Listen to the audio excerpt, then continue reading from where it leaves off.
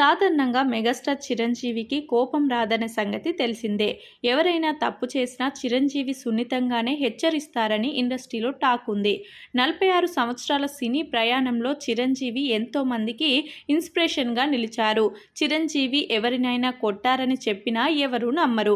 అయితే తాజాగా ఒక సందర్భంలో చిరంజీవి తాను నాగబాబును కొట్టానని చెప్పిన విషయాలు ప్రస్తుతం వైరల్ అవుతున్నాయి. నేను ఇంటర్ చదువుకునే రోజుల్లో నాగబాబు 7వ తరగతి చదువుతున్నాడని, ఆ సమయంలో అమ్మకు ఎలాంటి ఇబ్బంది కలగకుండా నేను సహాయం చేసేవాడినని చిరంజీవి అన్నారు. ఇంటికి సంబంధించిన పనులన్నీ నేనే చూసుకునేవాడినని పేర్కొన్నారు చిరంజీవి. ఒకరోజు లాండ్రీ నుంచి బట్టలు తీసుకువచ్చే పనితో పాటు మరో పని చేయాల్సిన బాధ్యత నాపై పడిందని ఆయన అన్నారు. నేను ఇంకో పని చేసుకుని వస్తానని, లాండ్రీకి వెళ్లి బట్టలు తీసుకురావాలని నాగబాబుకు చెప్పానని మెగాస్టార్ కామెంట్లు చేశారు. నేను చెయ్యాల్సిన పనిని పూర్తి చేసుకొని బట్టలు తెచ్చావా అని నాగబాబును అడిగితే తీసుకురాలేదని, నిద్రపోతున్నానని చెప్పాడని చిరంజీవి చెప్పుకొచ్చారు. ఆ సమయంలో నాగబాబు అలా చెప్పడంతో విపరీతమైన కోపం వచ్చి కొట్టేశానని మెగాస్టార్ చిరంజీవి అన్నారు.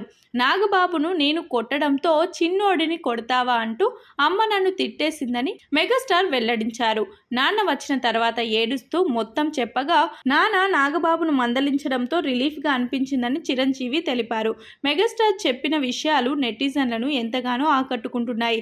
చిరంజీవి విశ్వంబర సినిమా పనులతో ప్రస్తుతం బిజీగా ఉన్నారు.